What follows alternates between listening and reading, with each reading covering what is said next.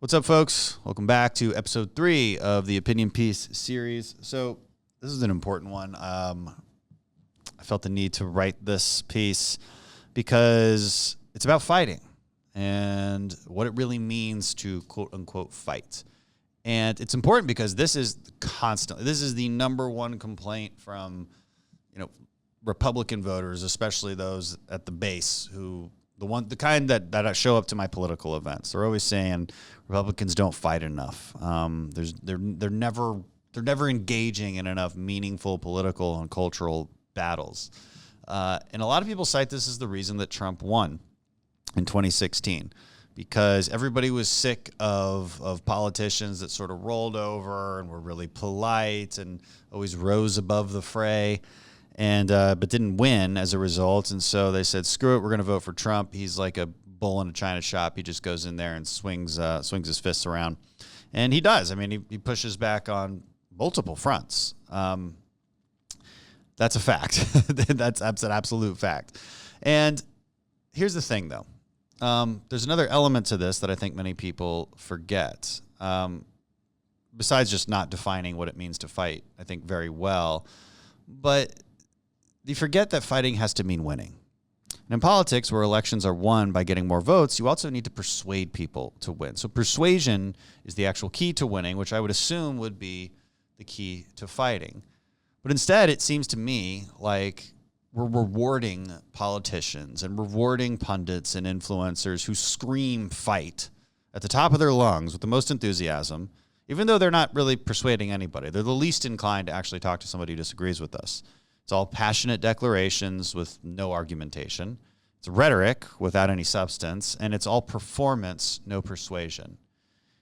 And it seems to me that fighting appears to mean owning the libs with like the snarkiest of tweets, eliciting the maximum number of retweets to an audience that already agrees with you. It means speaking really loudly and passionately at a raucous political rally to an audience of exactly zero independents or persuadables or Democrats. Now, I do all of those things, so I'm not really bashing it. I think it's important. It's important to rally up your side. It's important to make the points.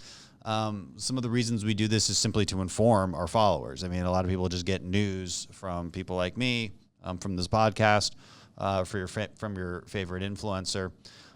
But the mistake we make is calling this fighting, right? That's the mistake we make. Because these versions of fighting do have their place, but they are just a version of it. It's not the real fight. It's not the real winning. It's not the real persuasion.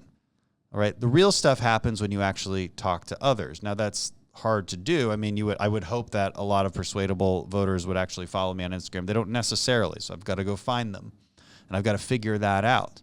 More importantly, I've got to put out messages that actually appeal to them. It's easy to appeal to my base. It's the easiest thing in the world. It's really easy to call all my other Republican colleagues rhinos and say they never do anything and say they never fight, and then make you believe that somehow I'm the best fighter, right? That's really easy to do. And some of my colleagues do that, and they're wrong to do it. You notice I've never used the term rhino. If you guys listen to everything I say, if you follow me on any social media platform or my podcast, I will never use the term because it's stupid.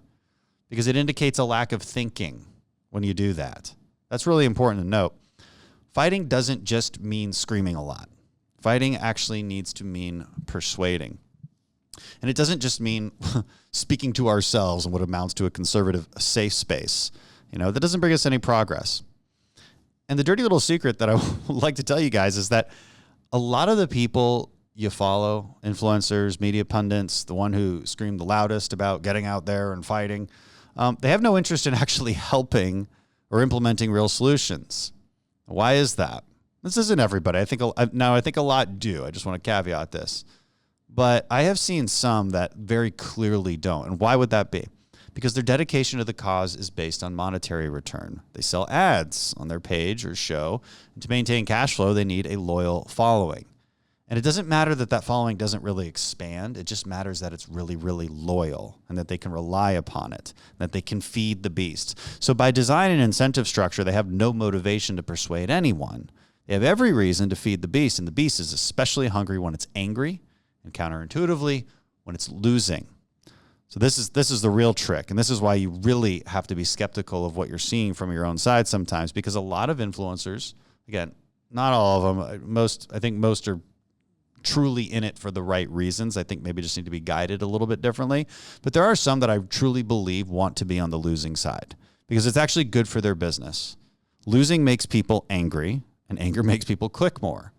So outrage rules the day because people can cash it in. You need to remember that whenever you're following somebody. You especially need to remember that when if their first inclination is to always call out their own side, it's a pretty good indication that they're just trying to rise up within their own ranks, within their own conservative hierarchy.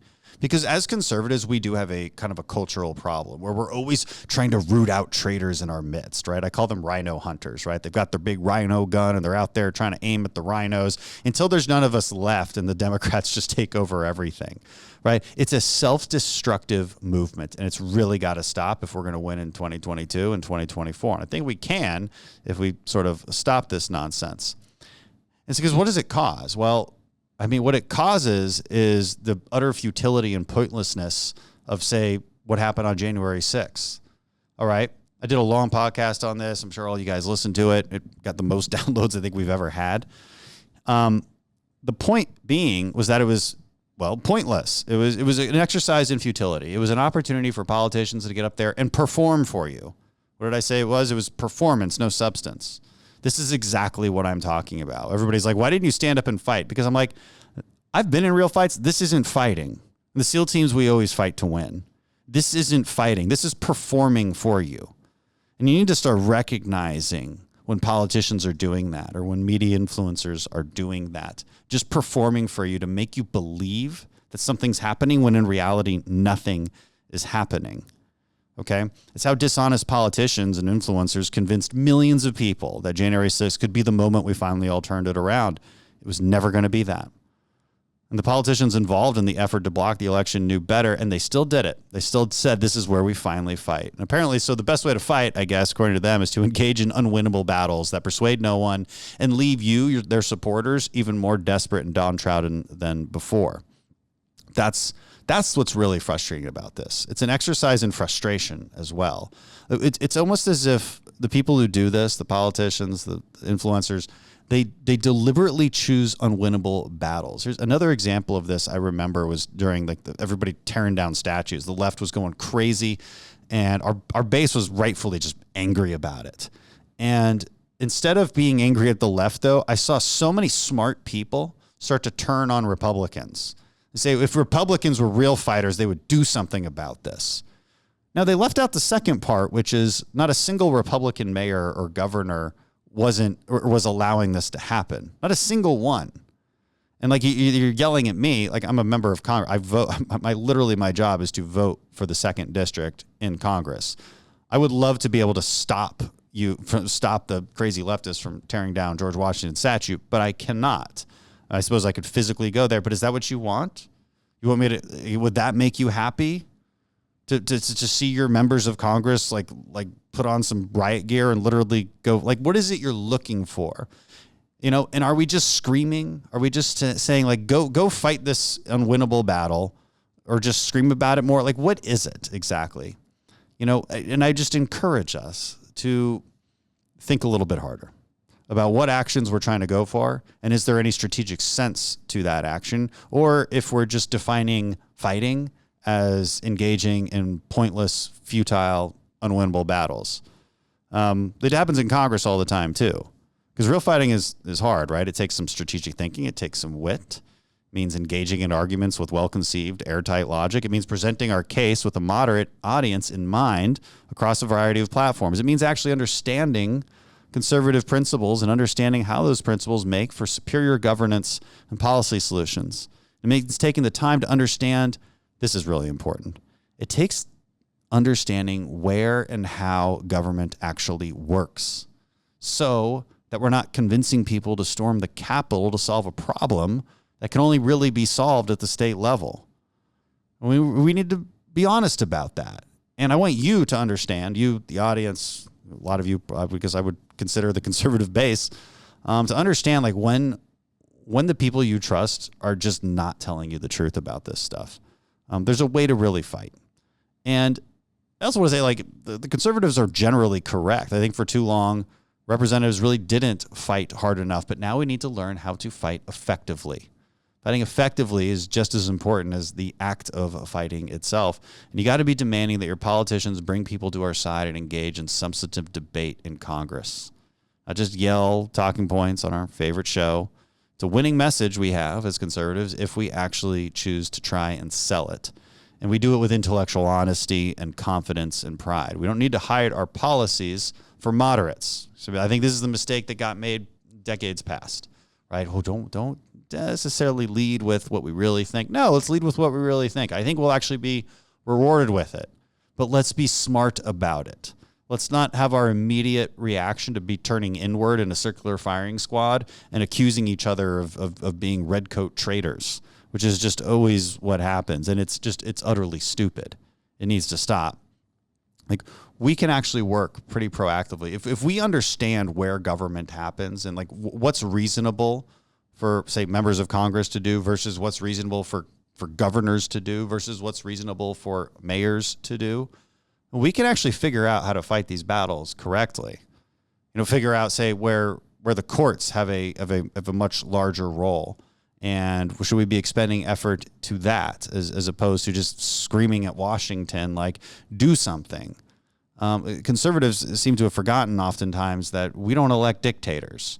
We still do live in a democracy, in a republic, which is I thought what we were conserving as conservatives, but sometimes we don't act like that when we demand outcomes that are impossible. And then when maybe those outcomes don't happen, tend to elect even crazier people who promise you things and they know they're lying. They're promising you impossible things just to get elected and just to one up and run to the right of the current conservative representative. And then that person gets up there and is completely ineffective while convincing their followers that they're in fact effective. See this over and over and over again. And it's a travesty for our movement. It's how we move the ball backward instead of forward. So just remember that. Be on the lookout for it when you listen to rhetoric from people you trust, and be on the lookout for tools of persuasion. This is what I try to provide to you through my Here's the Truth videos. I try to give you a very fair argument. So I actually directly acknowledge the other side's views, and then I confront those views, tell you why they're wrong, instead of just talking past them, instead of making things up. It's why I go to high schools all the time. It's why I talk to kids, talk to college students. Well, at least I used to when COVID didn't shut everything down. But we're quickly getting back to that, and I'm excited to get back on the trail. But I can really only do that in my own district. You need to be demanding or doing it yourself, going and having those conversations with kids, with community organizers, with everybody who you deem to be persuadable. Like, that's fighting. Now, to talk to people who disagree with you but are at least open-minded, it's not going to sound like fighting. It's not going to sound like the angry rallying cry that so many of our so-called leaders and pundits want to give you. It's going to sound more toned down. It's going to sound more logical and reasonable. And that's how it should sound, because that's how you actually persuade somebody. And that's how you actually fight.